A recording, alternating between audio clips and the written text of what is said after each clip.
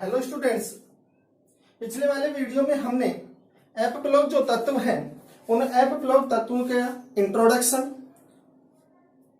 F block तत्व हैं उनकी श्रेणी अर्थात एफ ब्लॉक जो तत्व हैं उनको दो श्रेणियों में विभाजित किया गया था, जिनमें पहला था लैंथेनॉइड श्रेणी और दूसरा था एक्टिनॉइड श्रेणी। जिसमें से हमने लैंथेनॉइड श्रेणी स्टार्ट की थी और उस लैंथेनॉइड श्रेणी में कौन कौन से तत्व सम्मिलित किए गए हैं, तत्वों की संख्या कितनी है और उनका सामान्य इलेक्ट्रॉनिक विन्यास क्या है।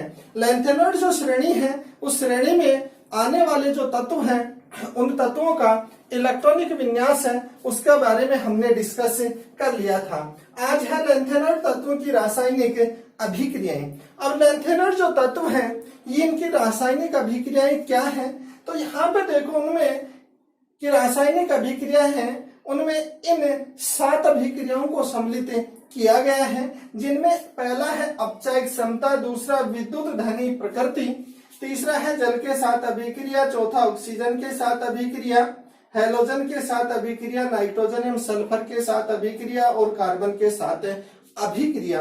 अब यहाँ पे अपन इसमें डिस्कस करेंगे कि लैंथेनॉइड जो तत्व है इनमें से ये जो दे रखा है इनके साथ जब अभिक्रिया करवाते हैं तो उत्पाद के रूप में हमें क्या प्राप्त होता है। तो यहाँ पे देखो सबसे पहला है अपचायक प्रवृत्ति, और अपचायक जो प्रवृत्ति है ये होती क्या है, अपचायक प्रवृत्ति या अपचायक क्षमता। तो अपचायक और एक होता है ऑक्सीकारक, तो यानी जिस तत्व का ऑक्सीकरण होता है और ऑक्सीकरण में क्या होते हैं तत्व के द्वारा इलेक्ट्रॉनों का त्याग किया जाता है। तो किसी तत्व की इलेक्ट्रॉन त्यागने की जो प्रवृत्ति होती है वो कहलाती है उसकी अपचायक प्रवृत्ति या अपचायक गुण या अपचायक क्षमता। अब यहाँ पे देखो कि ये लैंथेनॉइड जो तत्व हैं ये प्रबल अपचायक की तरह व्यवहार करते हैं। क्यों करते हैं ये अपचायक की तरह व्यवहार, कि जो लैंथेनॉइड जो तत्व हैं ये लैंथेनॉइड जो तत्व ये प्रथम 3 इलेक्ट्रॉन जो त्याग कर और वो ऑक्सीकृत हो जाते हैं। ये प्रथम 3 इलेक्ट्रॉनों का ही क्यों त्याग करते हैं, तो लैंथेनॉइड जो तत्व हैं ये प्रथम 3 इलेक्ट्रॉन त्याग कर ऑक्सीकृत हो जाते हैं।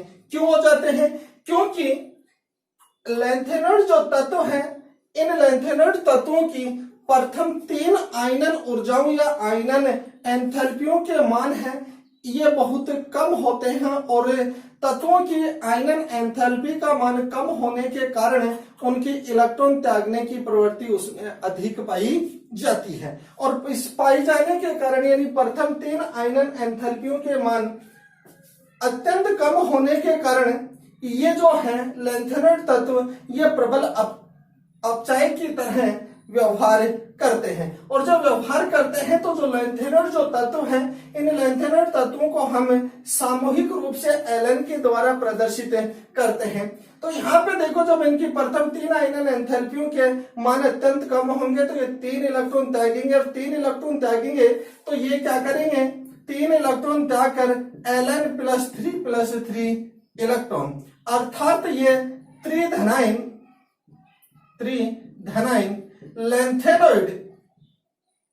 लैंथेनॉइड का निर्माण करते हैं। तो मैंने बताया था कि लैंथेनॉइड जो तत्व है इनकी सामान्य ऑक्सीकरण अवस्था है ये +3 है। ये +3 क्यों प्रदर्शित करते हैं इसके बारे में मैंने पहले डिस्कस किया था कि इनकी प्रथम 3 आयनन एंथैल्पियों के मान अत्यंत कम होने के कारण ये 3 इलेक्ट्रॉन त्याग कर और त्रिधनायन लैंथेनॉइड का क्या करते हैं निर्माण करते हैं। तो यहाँ पे देखो इनके 3 इलेक्ट्रॉन त्यागने के कारण लैंथेनॉइड जो तत्व हैं ये प्रबल अपचायक की तरह व्यवहार करते हैं। तो पहला तो हो गया अपचायक क्षमता। इसके बाद में क्या है, दूसरा विद्युत धनी प्रकृति।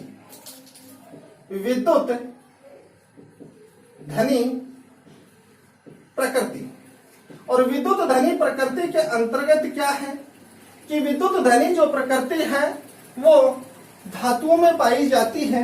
तो विद्युत धनी प्रकृति होती है यानी किसी तत्व की इलेक्ट्रॉन त्यागने की प्रवृत्ति जितनी अधिक होती है वह उतना ही विद्युत धनी प्रकृति का होता है। तो लैंथेनॉइड जो तत्व है उनके आयनन एंथैल्पियों के मान कम होने के कारण इनमें इलेक्ट्रॉन त्यागने की प्रवृत्ति क्या होती है, पाई जाती है। और ये इनके इलेक्ट्रॉन त्यागने की जो प्रवृत्ति है ये लैंथेनॉइड तत्वों की धात्विक प्रकृति को प्रदर्शित करती है। अर्थात विद्युत धनी प्रकृति का मतलब है किसी तत्व की इलेक्ट्रॉन त्यागने की जो प्रवृत्ति होती है वो कहलाती है विद्युत धनी प्रवृत्ति। और लैंथेनॉइड तत्व है उनकी इलेक्ट्रॉन त्यागने की प्रवृत्ति होने के कारण अर्थात उसमें पाई जाने के कारण ये इनकी धात्विक प्रकृति को प्रदर्शित करता है। इसके बाद में देखो क्या है, ये तो हो गया ये। इसके बाद में है जल के साथ अभिक्रिया, थर्ड जल के साथ रिएक्शन। अब जल के साथ रिएक्शन देखें तो जल के साथ क्रिया करके और ये बनाते हैं हाइड्रोक्साइड। अर्थात लैंथेनॉइड जो तत्व है, लैंथेनॉइड तत्वों को सामूहिक रूप से एलन के द्वारा इनके जल के साथ अभिक्रिया करवाएंगे तो लैंथेनॉइड जो तत्व है ये त्रिधनायनिक होते हैं। तो Ln OH thrice plus hydrogen gas का क्या होता है, निष्कासन होता है। जब इसको संतुलित किया जाए तो यहां पे देखो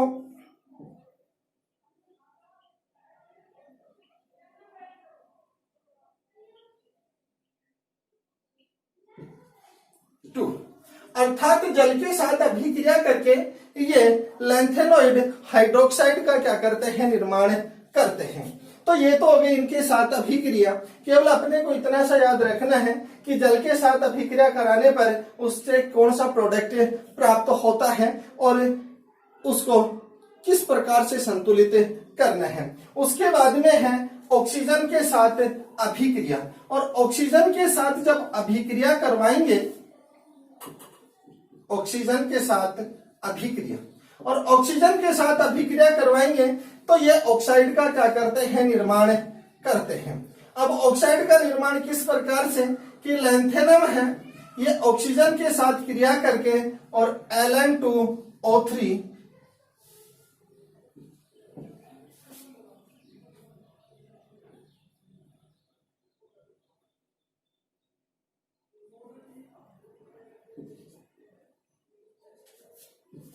Ln2O3 प्रकार के ऑक्साइड का क्या करते हैं, निर्माण करते हैं। इसी प्रकार हेलोजन के साथ अभिक्रिया करवाएं तो हेलोजन के साथ अभिक्रिया कराने पर लैंथेनॉइड तत्वों की ये ट्राई हैलाइड का निर्माण करते हैं। 5 हेलोजन के साथ अभिक्रिया, 7 अभिक्रिया। हेलोजन के साथ अभिक्रिया करवाएंगे तो हेलोजन के साथ अभिक्रिया कराने पर Ln प्लस हेलोजन द्विप्रमाणिक गैस है, इनके अभिक्रिया करवाएंगे तो LnX3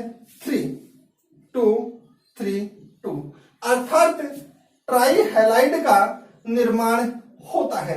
लैंथेनॉइड हेलोजनों के साथ क्रिया करके ट्राई हैलाइड का यानी लैंथेनॉइड ट्राई हैलाइड का निर्माण करते हैं। इसी प्रकार यदि नाइट्रोजन और सल्फर के साथ अभिक्रिया करवाएं 5, 6 नाइट्रोजन के साथ व सल्फर के साथ अभिक्रिया। सबसे पहले देखते हैं कि लैंथेनम है इनके अभिक्रिया करवाएं नाइट्रोजन और नाइट्रोजन है ये क्या होता है, द्विपरमाणु के गैस है। लैंथेनम है ये नाइट्रोजन के साथ क्रिया करके Ln अर्थात लैंथेनम नाइट्राइड प्रकार के यानी इस प्रकार के नाइट्राइड का क्या करते हैं, निर्माण करते हैं। जब इसको संतुलित करेंगे तो ये क्या हो गया, लैंथेनम नाइट्राइड। लेकिन यदि अपन सल्फर के साथ इसकी अभिक्रिया करवाएं S2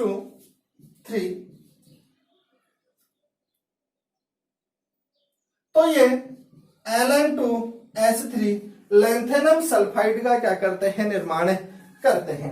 तो यहां पे देखो हमने अपचायक क्षमता, धन यानी विद्युत धन प्रकृति, जल के साथ अभिक्रिया, ऑक्सीजन के साथ, हेलोजन के साथ और नाइट्रोजन व सल्फर के साथ अभिक्रिया। यहां पे देखो जो कार्बन है, कार्बन के साथ जब लैंथेनम की अभिक्रिया यानी लैंथेनॉइड तत्वों की अभिक्रिया करवाते हैं तो किस प्रकार से उत्पाद का निर्माण होगा, तो सेवन है कि लैंथेनॉइड तत्व है, ये कार्बन के साथ क्रिया करके, लेकिन कार्बन के साथ अभिक्रिया करवाएंगे तो उच्च ताप की क्या होती है, आवश्यकता होती है। और ये LnC2 प्रकार के यानी लैंथेनॉइड कार्बाइड यानी LnC2 प्रकार के कार्बाइड का क्या होता है, निर्माण होता है। तो यहां तक हमने देखा कि लैंथेनॉइड जो तत्व है उनकी रासायनिक अभिक्रियाएं कौन कौन सी है, तो उनकी रासायनिक अभिक्रियाओं के बारे में हमने अपचायक क्षमता, विद्युत धनी प्रकृति, जल के साथ अभिक्रिया, और सेवन है कार्बन के साथ अभिक्रिया। तो जल के साथ अभिक्रिया करवाएंगे तो हाइड्रोक्साइड का, ऑक्सीजन हेलोजन के साथ अभिक्रिया करवाएंगे तो ट्राइहैलाइड का, ऑक्सीजन के साथ अभिक्रिया करवाएंगे तो ऑक्साइड, नाइट्रोजन के साथ नाइट्राइड और कार्बन के साथ अभिक्रिया करवाएंगे तो कार्बाइड का क्या होता है, निर्माण होता है। तो यहां तक हमने देखा इनकी रासायनिक अभिक्रियाओं के बारे में। और नेक्स्ट है लैंथेनॉइड संकुचन। और जो लैंथेनॉइड जो संकुचन है ये परीक्षा की दृष्टि से महत्वपूर्ण टॉपिक है। तो लैंथेनॉइड संकुचन होता क्या है, तो ये क्या है, लैंथेनॉइड श्रेणी कहां से स्टार्ट होती है, लैंथेनम के बाद में। तो लैंथेनॉइड जो श्रेणी है, इस लैंथेनॉइड श्रेणी में लैंथेनम से जब लुटेशियम तक जाते हैं तो इन तत्वों की आयनिक और परमाणु की त्रिज्या में क्या होती है, कमी होती है।